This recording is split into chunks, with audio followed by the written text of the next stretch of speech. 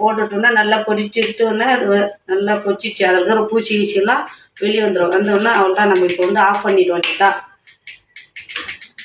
Of பண்ணி வச்சு of பண்ணிட்டோன்னே சுத்தண்ணிலேருந்து எடுத்துடணும். எடுத்து வேறு பாத்திரத்துக்கு நம்ம மாற்றிக்கணும். மாற்றிட்டோன்னே அதுக்கு தேவையான மசாலா நம்ம போட்டுக்க போகிறோம். மாவு 1 டீஸ்பூன் கடல மாவு, இது கொஞ்சோண்டு பஜ்ஜி மாவு. எங்கள் வீட்டில் கார்ன்ஃப்ளவர் மாவு கிடையாது. எங்கள் வீட்டில் தேவையான பொருள் வரைக்கும் வச்சு நாங்கள் இப்போ செய்ய போகிறோம். தேவையான மாவு வரைக்கும் எங்கள் வீட்டில் இந்த மாவு வரைக்கும் நாங்கள் வச்சு இதை செய்ய போகிறோம். செஞ்சோன்னு இது சுத்தண்ணிலேருந்து எடுத்துட்டோன்னே நம்ம இதில் பாத்திரத்தில் நம்ம மாற்றிக்கிறோம். மாவில் மாற்றிட்டோன்னே தண்ணியெல்லாம் விட வேண்டியதே இல்லை. அப்படியே அந்த மாவுலேயே அப்படியே கலந்துக்கணும்னா அந்த ஈரத்துக்கு சரியாக போயிடும். நம்மளுக்கு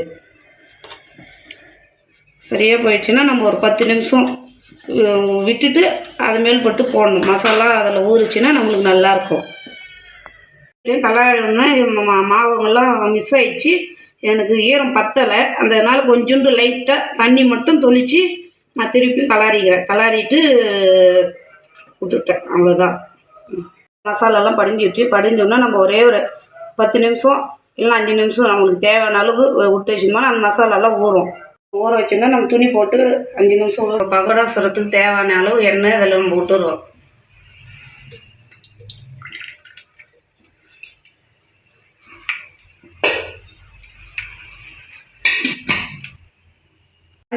நான் துணி மூடி வச்சு துணி எடுத்துட்டோன்னே நான் ஒன்று ஒன்றா எண்ணெயில் போட போகிறேன்.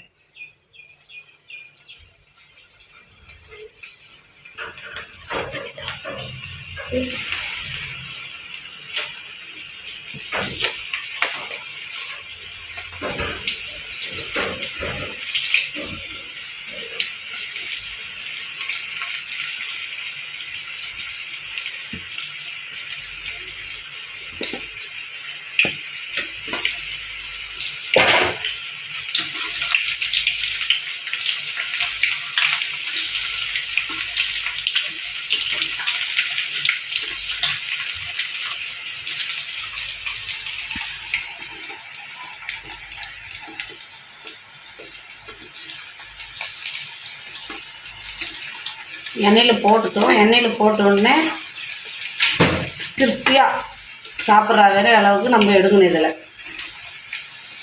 மொறுன்னு இருக்கிற மாரி நம்ம எடுத்துக்கணும்.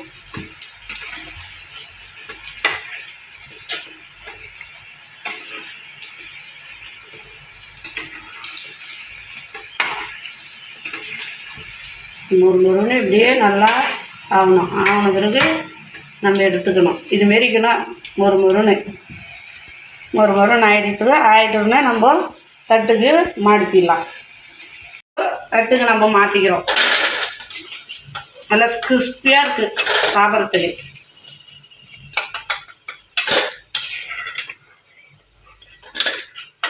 இப்படியே வச்சு நான் தட்டுக்கு சாப்பிட்றதுக்கு தட்டில் வைக்கிறேன். பசங்களுக்கு சாஸு ஊற்றி வச்சுருக்கேன். பகோடா வச்சு நான் சேவ் பண்ணுறேன். பசங்களுக்கு பண்ணிட்டு பசங்களுக்கு எடுத்து நான் கொஞ்சோண்டு சாப்பிட்டு பார்க்குறேன்.